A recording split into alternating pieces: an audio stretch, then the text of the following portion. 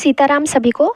तो कल हमने अपना जो फर्स्ट चैप्टर था जो कि था श्रवण कौशल, तो उसका जो है हमने वो सारा चैप्टर पूरा कर लिया था। तो आज हम हिंदी टीचिंग सीरीज़ का सेकंड चैप्टर जो है मौखिक अभिव्यक्ति कौशल शिक्षण अथवा कथन कौशल। मौखिक अभिव्यक्ति मतलब बोलने वाला, जो अभिव्यक्ति के लिए, जो बोलने के लिए हम जो शिक्षण है, कौशल शिक्षण है वो। और कथन कौशल मतलब हमारा कथन मतलब कहना, बोलने का कौशल। इसके बारे में इस जो चैप्टर में जो है हम पढ़ेंगे। तो चलिए आज हम स्टार्ट करते हैं। उसने कहा मौखिक कार्य भाषा की नींव तैयार कर देता है। ये पहले एक कोटेशन दे रखी है, मौखिक कार्य भाषा की नींव तैयार कर देता है क्योंकि मौखिक भाषा तथा लिखित भाषा के मुख्य अंग समान ही होते हैं।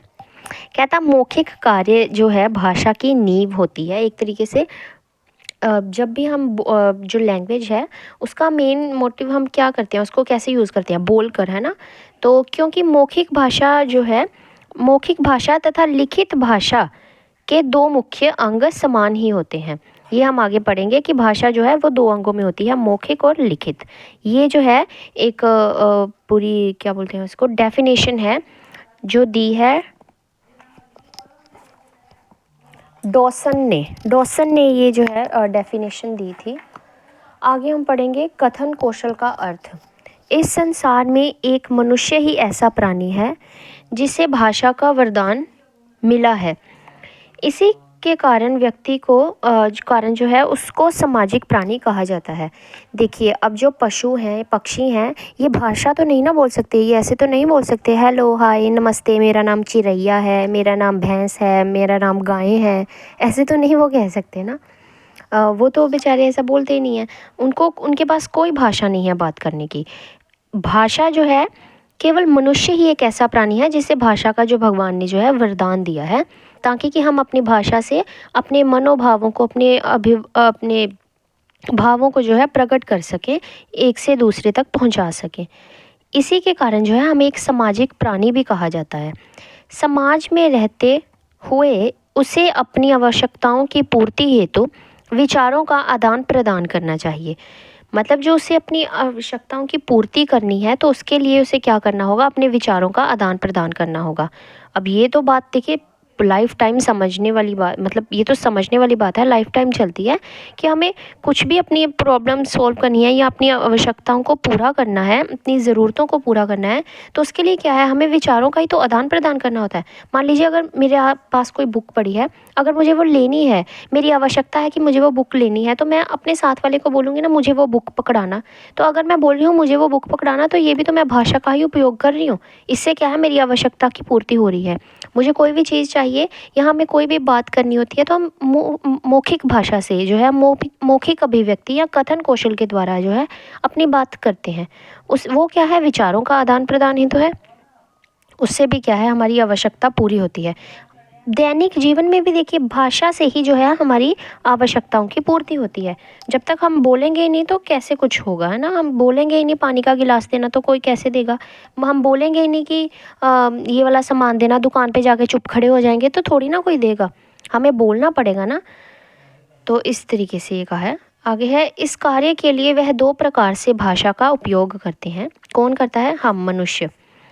मौखिक कौन कौन से हैं वो दो प्रयोग, एक है मौखिक, दूसरा है लिखित। मौखिक मतलब मुंह से बोलकर, जो मुंह से बोला जाता है। लिखित मतलब लिख कर। और बिल्कुल सही, एक बार हम बोलकर प्रयोग करते हैं अपनी मतलब बात करने के लिए, बोलचाल, यानी कि मौखिक। और लिखित जब हमने कई बार लिख के भी कई बार हम बताते हैं ना, तो वो। आगे है, मौखिक भाषा वह है जो बोलचाल में प्रयुक्त होती है। जो हम आपस में बोलचाल करते हैं, मुंह से बोलते हैं, वो क्या है, मौखिक भाषा है। और बोलचाल में प्रयुक्त होने वाली भाषा को मौखिक भाषा कहते हैं। मौखिक भाषा वह है जो बोलचाल में प्रयुक्त होती है और बोलचाल में प्रयुक्त होने वाली भाषा को मौखिक भाषा कहते हैं। यही बात को ना उल्टा करके लिख दिया इधर। आगे है, बोलचाल अर्थात वार्तालाप करना, यानी कि बातचीत करना। जीवन में प्रत्येक कार्य बोलचाल से ही संपन्न होते हैं। अब हम चुप करके बैठ जाएंगे तो थोड़ी ना काम चलेगा, बोलना तो पड़ेगा ना।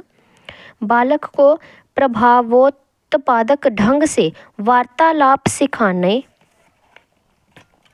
सिखाने को जो है बोलचाल की शिक्षा कहते हैं। किसी भी जो बालक है उसको प्रभाव कि वो जब बोल रहा है तो उसकी बात का प्रभाव पड़े, इस तरीके से उसको बोलने का जो ढंग सिखाना है उसे क्या है बोलचाल की शिक्षा कहा जाता है, वार्तालाप की शिक्षा कहा जाता है। कि वो इम्प्रेसिव वे से बोले, इम्प्रेसिव तरीके से बोले, उसको ऐसे इम्प्रेसिव तरीके से बोलना सिखाना बोलचाल की शिक्षा होती है, उसे बोलचाल की शिक्षा कहते हैं। ये देखिए बोलचाल की शिक्षा कहते हैं। आगे है व्यवहार कुशलता बोलचाल शिक्षण से ही आती है। व्यवहार में जो हमारी कुशलता है, अब देखिए कई बार कई लोगों का ना व्यवहार अच्छा नहीं होता है, वो मतलब बिहेव उनका अच्छा नहीं होता है, तो उनकी जो बोली है ना वो भी अच्छी नहीं होगी, वो भी बहुत बुरी होती है। तो हम कई बार कहते हैं यार उसकी तो बोली बिल्कुल अच्छी नहीं है, वो तो बोलता ही बिल्कुल अच्छा नहीं है। तो ये मतलब बात होती है कि व्यवहार की कुशलता भी बोलचाल से ही आती है। और कईयों का जिनका व्यवहार बहुत अच्छा था ना, उनकी बोली बहुत सहज, बहुत ही सरल और बहुत प्यारी होती है। हमें अच्छा लगता है उनकी बात सुनना, उनसे बात करना अच्छा लगता है। आगे है व्यवहार कुशलता बोलचाल शिक्षण से ही आती है, अतः कथन कौशल या मौखिक अभिव्यक्ति का जीवन में बहुत महत्व है। बिल्कुल सही, मतलब कहने के कौशल, स्पीकिंग को स्किल, और जो मौखिक अभिव्यक्ति है बोलना, अपने मुंह से बोलना, ये जो है इसका जीवन में बहुत महत्व है। तो आज हम बस इतना ही पढ़ेंगे, बाकी हम नेक्स्ट वीडियो में पढ़ेंगे। आई होप आपको समझ आया होगा, और अब रोज़ थोड़ा थोड़ा करके हम ये सेकंड चैप्टर भी जो है कंप्लीट कर देंगे। Thank you so much. Sitaram.